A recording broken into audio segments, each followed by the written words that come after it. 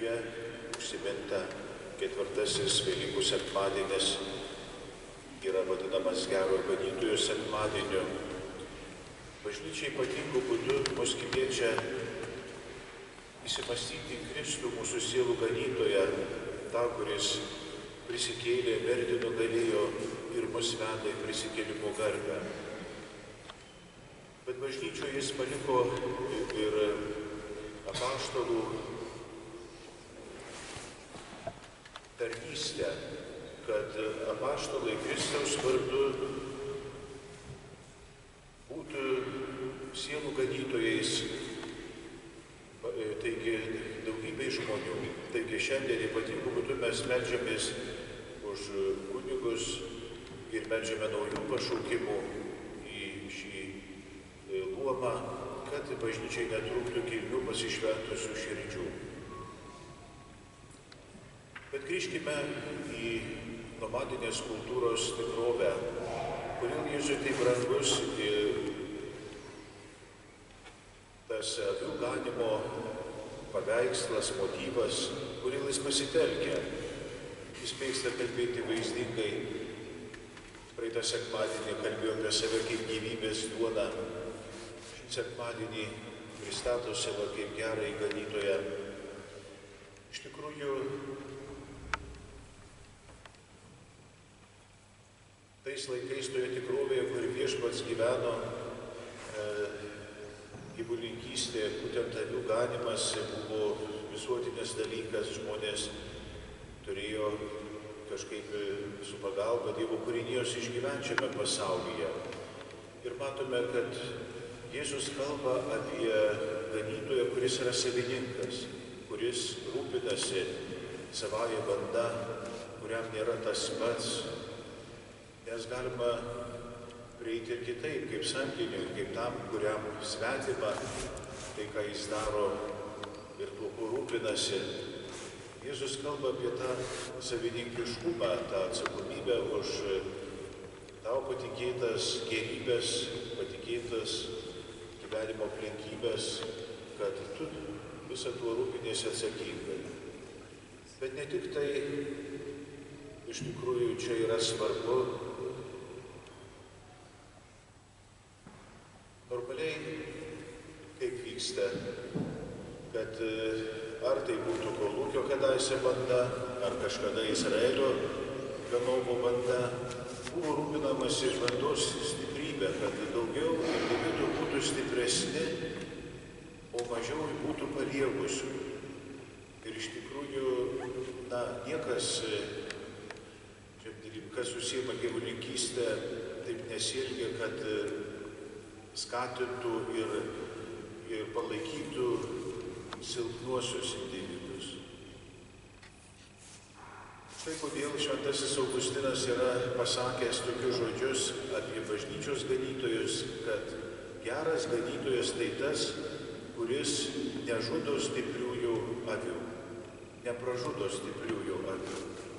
Tai geras ūkininkas yra tas, kuris nežudo savo stipriųjų, kaip sakant, bandos gyvulių, galvijų, bet rūpinasi, kad stipriųjų būtų daugiau, sveikųjų stipriųjų būtų daugiau.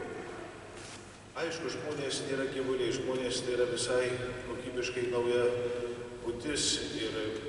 Tačiau, norint kalbėti simboliškai ir išreikšti gilesnės mintis, Kristus pasitelkia tokį būdą. Tai bus leisti ir man sugretinti tai. Iš tikrųjų, kad žūva silpnieji, kad yra silpnųjų, tokia silpnumo prigimtis ir tokia nelaimė silpnumo. Bet ką daryti, kad stipriųjų būtų, kad jų netrūktų, kad jie būtų dauguma. Kiekvienos visuomenės užduotis. Negalime dauginti silpnųjų. Ir todėl bažnyčioje taip pat mes matome, yra stiprių ir silpnų tikinčiųjų. Bet bažnyčios iš tikrųjų centras ir jos tarsi pagrindas tai yra stiprieji krikščionys, gyvieji, tie, kurie yra sąmoningi, aiškiai apsisprendę, kurie nebejoja ir yra drąsūs Kristaus išpažinėjai. Kiekvienos visuomenės pagrindas yra stiprieji žmonės, kaip ten besakytum. Ir todėl būtų didelė nelaimė, jeigu bet kuri bendruomenė, visuomenė sudarytų sąlygas plisti žmogaus visokiojopam silpnumui, psichologiniam, dvasiniam, fiziniam. Antai girdime, kad mūsų valstybėje tokia problema, kad 80% jaunuolių, kurie kviečiami tarnauti kariuomenę, neturi fizinių ir psichinių savybių tinkamų kariuomenį. Ar jie simuliuoja, ar jie šitaip bando nusimesti savo atsakomybę, ar iš tikrųjų mūsų jaunimas išaugintas silpnas. Vienaip ar kitaip tai rodo silpnumą. Visuomenė negali gyventi su silpnais vyrais. Kaip aš, būdamas vyras, galiu silpninti kitą vyrą? Aš turiu tik įstiprinti. Ir todėl iš tikrųjų tai neišeitis. Štai mes visi pradėkime įmanuoti, dėjuoti, kokie mes silpni, kaip nieko negalim, nieko nesugebam. Bėgti nuo atsakomybės, tegul kažkas kitas tą padaro. Kiekvienos iš tikrųjų visuomenės viltis yra tame, kad joje yra stiprių žmonių, kurie turi aišku pilietinį stiprumą, dvasinį, fizinį. Na, ką padarysi, pasitaiko žmogui akimirkų gyvenime, o galbūt ir nelaimė, kad jis išties tampa vienaip ar kitaip susilpnėjimas, galbūt invalidumas, galbūt liga. Bet tai nereiškia, kad žmogus turi praktikuoti dvasinį silpnumą, moralinį silpnumą. O dabar visur mes teisinam ne pačius aukščiausius standartus. Deja, bet man toks susidaro įspūdis, kad aukštieji Evangelijos standartai jau nėra tokie maloniai priimami ir iš tikrųjų viską padarykim, kad savo pasilengvintume. Mažiau reikalavimų, mažiau atsakomybės, mažiau visko ir prie ko einame. Taigi, geras ganytojas tas, kuris nepražudo stipriųjų avių. Geras valstybės vadovas, geras klebonas, geras tėvas, motina nežudo stipriųjų žmonių, neatima iš jų stiprybės, neskatina jų silpnumui, neskatina suglebimui ir silpnųjų visuomenė, kuri mus nuves. Kas gins sienas, kas mokės mokesčius, kas kurs šią visur, kas darys ekonomiką, kas perteiks kultūrą, kas galų gale taps medikais, inžinieriais, jeigu visi bijosim sunkumų, nenorėsim mokytis, nenorėsim dirbti, norėsim tik tai tokio lengvo, paprasto, patogaus gyvenimėlio. Ir štai kartais tie mūsų ganytojai iš mūsų reikalauja. Ir nemėgstame iš tokių žmonių, kurie iš mūsų reikalauja, bet žinoma, priklauso ko reikalauja. Bet jeigu reikalauja aukštesnių standartų, pilietinių, dvasinių standartų, tai iš tikrųjų ačiū Dievui, jie mus išgelbės iš bejėgiškumo. Jie neleis mūsų visuomenį tapti bejėgišku. Na, mėly broliai seserys, iš tikrųjų kunigystė irgi yra pašaukta šiek tiek kelti. Kristus prisikėlė ir kunigija taip pat pašaukta kelti žmonės. Biblijoje labai toks aiškus simbolis yra žengti į kalną. Mozė žengė į kalną susitikti su viešpačiu. Jėzus dažnai mėgo žengti į kalną.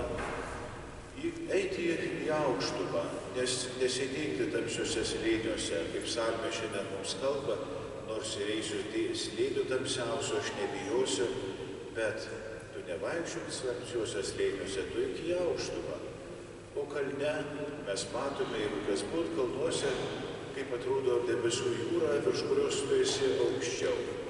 Ten apačioje apsiniaukia, galbūt lyja, o čia visuomet šviečia saulė, matosi horizontas.